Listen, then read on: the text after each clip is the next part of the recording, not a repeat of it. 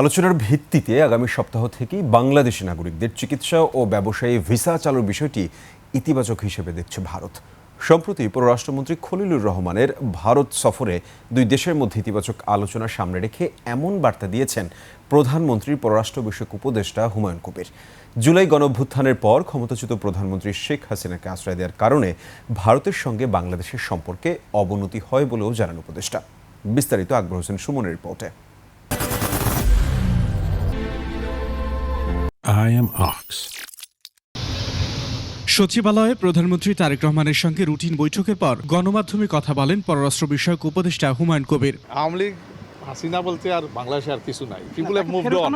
অন্তর্বর্তী সরকারের আমলে তলানিতে গিয়ে ঠেকা ভারতের সঙ্গে সম্পর্ক পজিটিভ মাইন্ডসেট থাকলে অগ্রগতি সম্ভব বলে মনে করেন তিনি। It's a very good start to resetting the relations.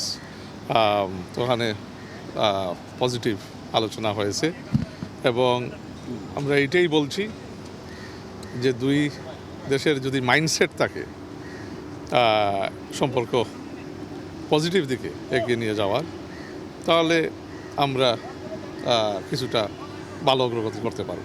ভারতের পররাষ্ট্রমন্ত্রী এস জয়শঙ্করের সঙ্গে পররাষ্ট্রমন্ত্রী খলিলুর রহমানের বৈঠক ফলপ্রসূ হয়েছে বলে জানান উপদেষ্টা।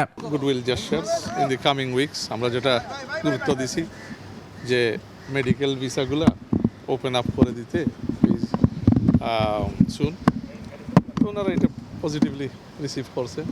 তো মেডিকেল ভিসা, ব্যবসায়িক ভিসা যাতে ওপেন আপ হয়, তো আশা করি এইটা ইন দি কামিং উইকস একটা পজিটিভ দিক ওই দিক থেকে আমরা দেখতে পাবো। প্রত্যর্পণ চুক্তির মাধ্যমেই ওসমান হাদি হত্যার দায়ে অভিযুক্তদের দেশে ফিরিয়ে আনা সম্ভব বলে জানান প্রধানমন্ত্রীর উপদেষ্টা। ট্রিটি অনুযায়ী we can return them. Akbar Hossain Suman, 21 television, Dhaka.